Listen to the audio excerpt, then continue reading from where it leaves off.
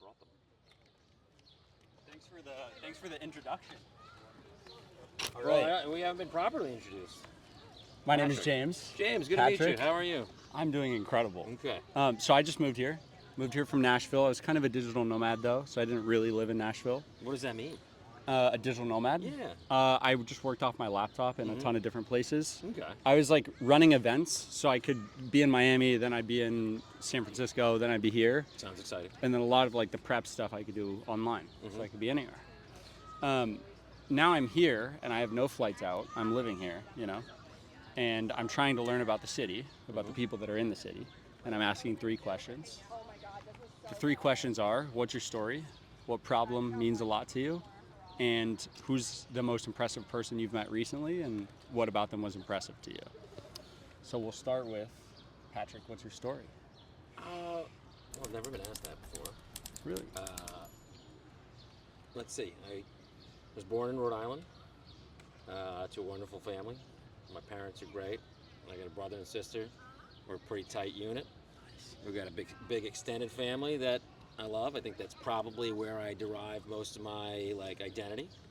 Spent a lot of time together, and then we had this crazy fun upbringing. I followed my brother to college. Right here. Oh, thank you so much. Yeah. Followed my brother to college at James Madison, and then a bunch of the rest of my family came too. So I went to college. Party time. From Rhode Island, from this little state. We all migrated to this little school. It's up and coming school in the hills of Virginia. It was me, my brother, my sister, my cousin Boner, David, Jimmy Mack, Danny Mack, Lauren. So the Boners are, we call Boner because his last name is Carbone, and we're actually going to Carbone, the restaurant. Let's go. Tomorrow night. I'm very excited about it. But so everybody started calling him Boner, and then my cousin David, who's younger, came, and so he became Little Boner, which was not a great nickname for him. But then, so they started calling my cousin Lauren, who's their middle sibling, Medium Boner, which is just a weird nickname. Her name's Lauren Carbone, so I would call her Low Carb. Anyway, so we did that. I was a terrible student. I made it through school because I'm smart enough to just get by, but not to do anything with myself. So I had to go back to school. Ended up going to PA school. So I'm now a physician assistant. I work at a couple emergency departments in Rhode Island. One of the big academic centers, some community centers. I run the PAs and NPs for those groups, and so that's what I do with myself. And I just met this nice lady about a year ago, and she's going to be my answer to number 3. But we'll get there. There we go. So what was number 2 again? Number 2. What problem in the world right now means the most to you? There's a lot. That's why it's meaningful to you. I don't know. My life's work is healthcare, and so it's access to healthcare for people. Yeah. And I'm not doing anything on a large scale to help with that. I don't, that's beyond my means and abilities, and so I try to help with that, on a small scale, granularly, with the patients that I see, trying to help with access to our emergency department and just taking care of people that way. Do you have aspirations to go bigger? Nope. Nice. Not even close. I love that you're comfortable with that. That's great. No, it's one of those. What's that saying? You rise to the level at which you're incompetent. So I'm sort of bumping up against that right now. Yeah. Trying to move into a position where I'm managing people and larger problems, and I'm just. My plate's full enough trying to figure that out. So I think you'll be good at that. I'm happy where I am. Yeah. I think about it I think some people really want to change people's worlds, and then some people really want to change the world, and we need both of those groups of people. I've always been the kind of person that's I don't want to manage people because I want to go change the world. I don't want to work on one person. And you're the other group, which is incredible. That's important. Yeah, and I think you'll be good at leading people. You can't change the world without changing the people in it. It's true. And yourself, changing yourself. That is very important. Last question. We had some foreshadowing. Who's the most impressive person that you've met recently, and what made them impressive? This is Catherine.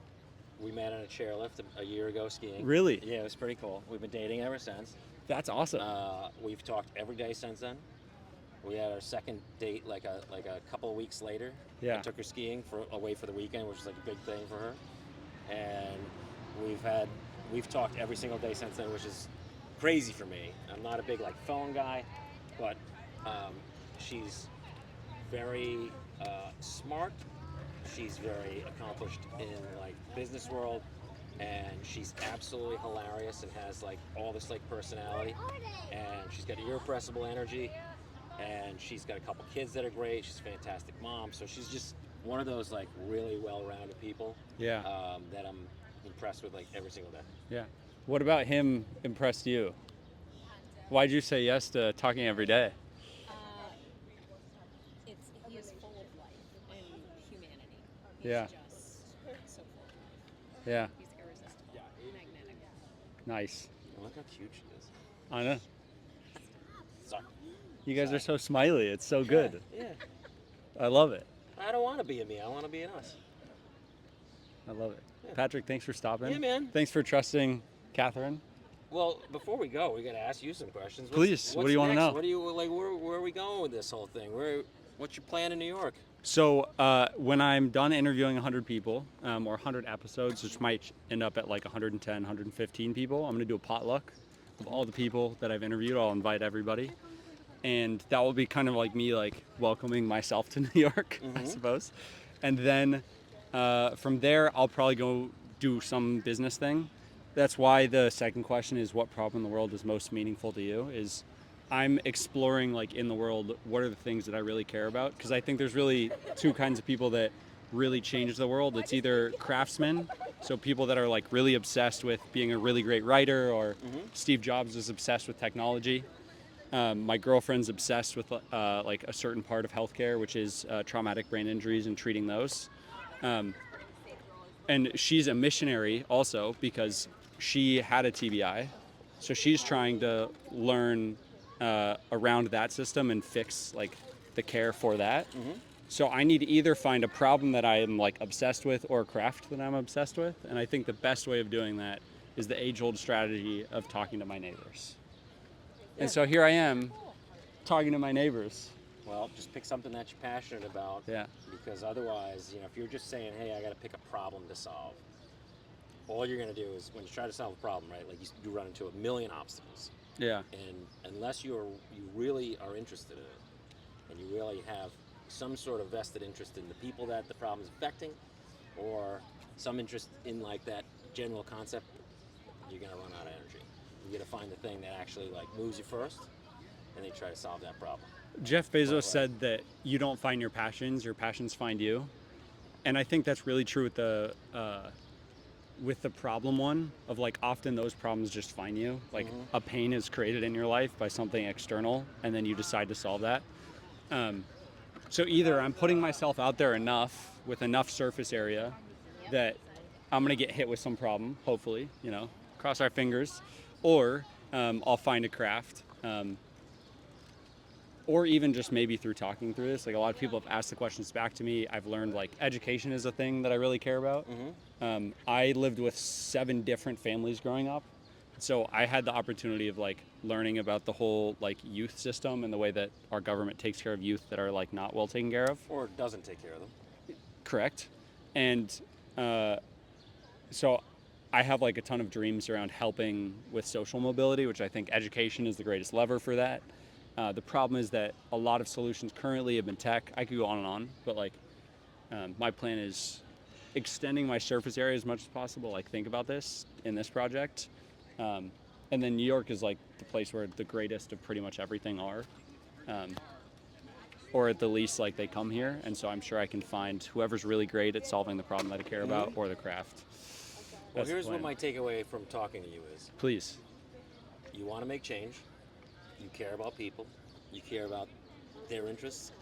And you care about them being around you, which there's a word for that. That is community. And everybody wants to solve things on a grand scale. But really, most of the change in the world occurs on a community level. And that's where people can impact things the most. Yeah. And that's where, especially if you want to get into any sort of like policy or advocacy, you can actually see measurable change in a really fast way so that you actually can feel like a tangible impact. and then you can grow from there. But like, it sounds like that's where you should be. And there's a saying that You're saying like starting a community? no, I'm saying being involved, like where you find yourself. Yeah. Get involved in community organizing, in Heard. local advocacy for whatever problem you're trying to solve. You start locally, and then you can, if something catches on, you can grow it. But in whatever becomes your community where you live, that's where you start, and that's where you can have an impact, especially if you're doing something like this, where you want to reach out to people, talk to people, and you're good at it, which seems like you are. Thank you. But there's a saying that from a famous movie that I like to use when I'm sort of doing things that are not highly glorified tasks or roles, or something that is the job that somebody's got to, that no one wants to do, but somebody's got to do it. And I say, I'm just going to keep fighting the battle of Bedford Falls, which is from It's a Wonderful Life. And it's something that they said about George Bailey when his brothers went off to war and won all this glory and got the headlines and were the big war heroes. Well, he couldn't go because he injured his ear saving his brother's life. So he did tire drives and rubber drives and all this stuff back home that somebody had to do. And you can have an impact at home without having to do the big, glorious thing. Yeah. And that's where you should start. There's a Ronald Reagan quote that is, I think it's Ronald Reagan, that is, all change begins at the dinner table, which this is reminding me of. So thank you. It's been a pleasure talking to you. Likewise. Good luck to you, Nice sir. to meet you, sir. Yeah, all right. I'm glad that you got to explore New York. Yeah, well, we're just Thank you, getting started. Catherine. All right, man. Here we go. Take care. Thanks, buddy. Yeah, take care.